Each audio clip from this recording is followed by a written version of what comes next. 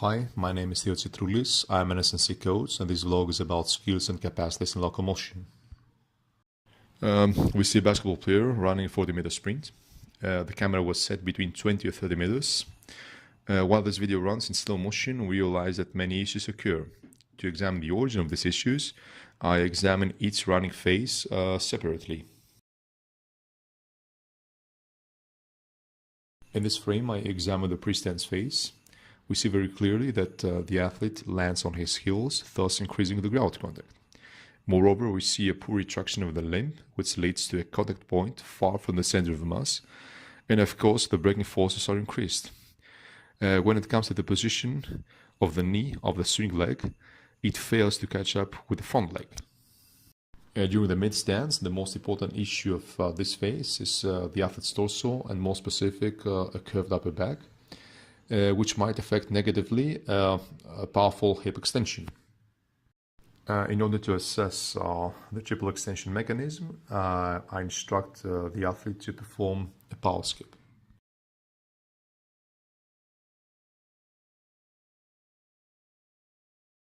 Since the athlete's posture is far from optimal, I introduce him to a postural running drill, and more specifically to an overhead medicine ball power skip.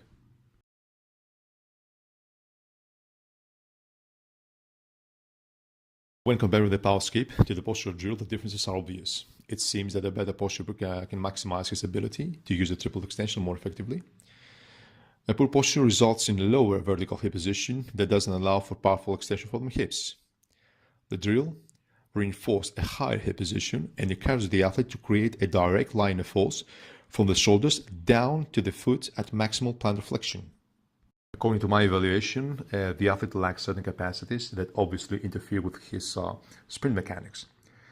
A bad posture prevents him from applying maximum force during the mid-stance, while a fast retraction of the limb is also affected since the triple extension mechanism operates under suboptimal conditions. The athlete in this video is a novice sprinter. My impression is that he's overstriding. And just like the previous video, I will try to examine each problematic phase separately. During the pre-stance, one obvious issue is the position of the knee of the swing leg. The knee is not caught up with the front leg, which will lead to a less optimal position when it comes to being to a pre-stance itself. Now if we examine the late stance, we realize that the full triple extension is achieved. The athlete continues to push off, something which is more obvious in the picture on the right, which definitely affects the swing phase and leads to an ineffective pre-stance as we saw previously. In the swing phase, we see that the limb is not able to fold appropriately and the heels fails to recover near the hips. That indicates an intermuscular issue where the quads and hams are tight. As a result, the knee drive becomes less effective. To examine whether the athlete lacks certain capacities, I instruct him to perform a power skip. As we see from the video, the athlete can reach maximum height, which indicates that he can develop explosive strength, taking advantage of a powerful hip extension and flexion as well.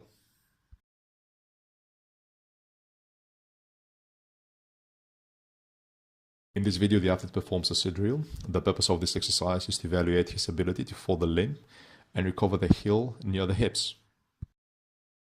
When comparing the two frames, we realize that during the C drill, the athlete has no issue folding the limb appropriately, thus enhancing the knee drive. Obviously, he lacks the skill to exploit his capacities to sprint faster.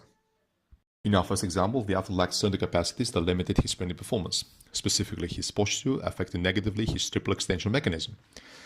The second athlete lacked the skill.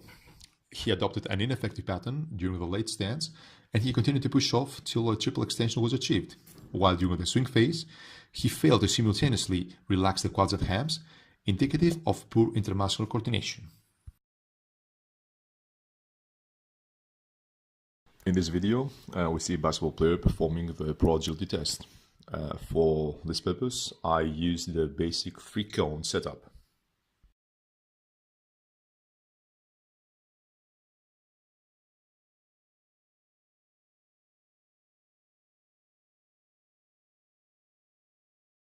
When the athlete performs a drill, technical issues occur. He starts by picking his foot up, and this pattern is repeated throughout the drill, and it leads to and ineffective acceleration. Moreover, the athlete fails to turn his body towards the direction of the first cone. When he attempts to change direction, the majority of his body weight is on the outside of the foot, which prevents him from generating power.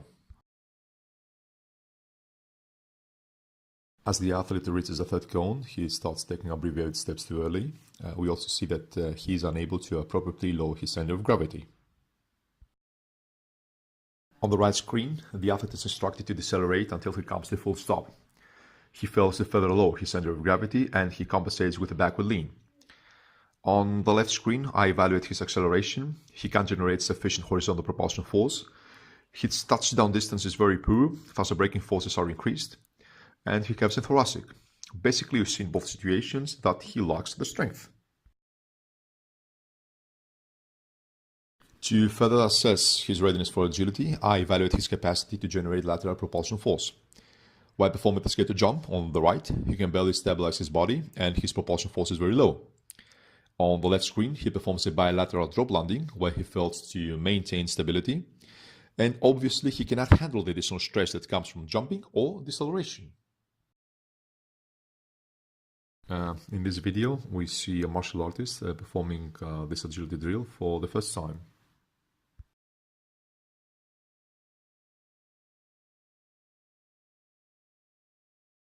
The issues that I have detected relate to the athlete's ability to appropriately decelerate and change direction.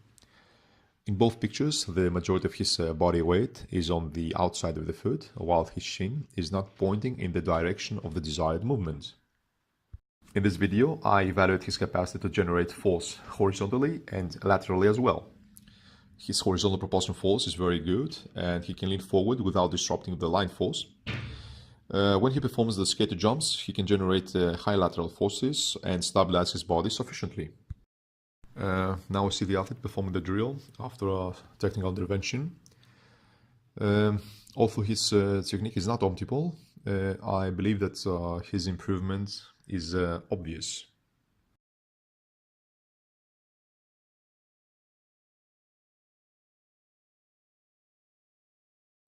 The first athlete on the left developed certain patterns as compensatory solutions due to the lack of certain capacities. The second athlete on the right also exhibited similar issues. These were due to his unfamiliarity with the task, so he lacked the skill. Thank you for watching.